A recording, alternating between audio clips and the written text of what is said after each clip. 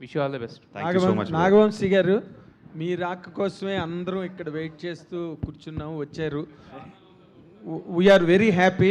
ఇప్పుడే నాగార్జున గారు మీ గురించి మాట్లాడుతూ, నేను ప్రతి 6 నెలలకు ఒకసారి దొరుకుతా, మీకు నాగార్జున గారు దొరికారు, మీరు చక్కగా ఆయన్ని కాదు నాగార్జున గారు భక్తి సులభుడు, జర్నలిస్టులందరికీ చాలా సులభంగా యాక్సెస్ అయ్యే మనిషి.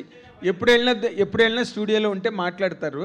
ఇక్కడ పాయింట్ ఏంటంటే Q&Aకి పెద్ద హీరో దొరికారు మీకు చాలా రోజులతో అవుతా. అది it is a great feast for the media, there is no doubt about it. Nagarjuna garu రావడం అన్నది పైగా just before the release, that's all good thing. ఇక్కడ ఇందాక మీరు వచ్చే ముందు నాగార్జున గారు ఒక మాట చెప్తూ, అంటే వంశీ చాలా సినిమాలు ప్రొడ్యూస్ చేస్తాడు, డిస్ట్రిబ్యూట్ చేస్తాడు, ఆ గేమ్లో ఉంటాడు, కాబట్టి his verdict or judgement opinion whatever that is always special అన్నట్టుగా ఇప్పుడు మాట్లాడారు about the present trends and everything. ఇప్పుడు జస్ట్ ఏ డే హెడ్ రిలీజ్కి దగ్గరలో ఉంది. What is your as far as mass appeal from Akhil is concerned? Mass audience hook అవడానికి ఈ సినిమాకి ఎలాగా అన్నది మీకున్న కాన్ఫిడెన్స్ ఏంటి, మీకున్న ఒపీనియన్ ఏంటి సార్ దీని మీద?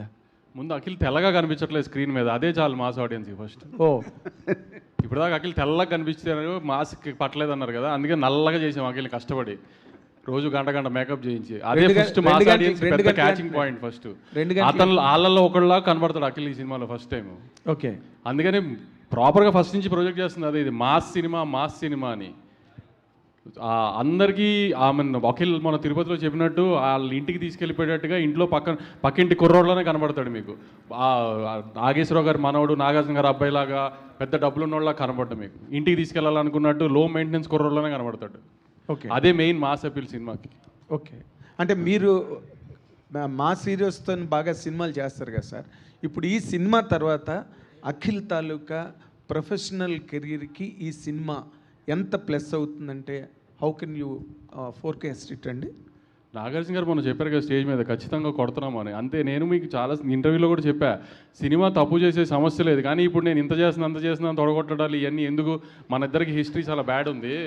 సో అందుకని సినిమా తప్పు చేయదు, రేంజ్లు అనేది ఫ్రైడే సాయంత్రం మాట్లాడుకుందాం. ఇంకా good luck, all the very best అండి.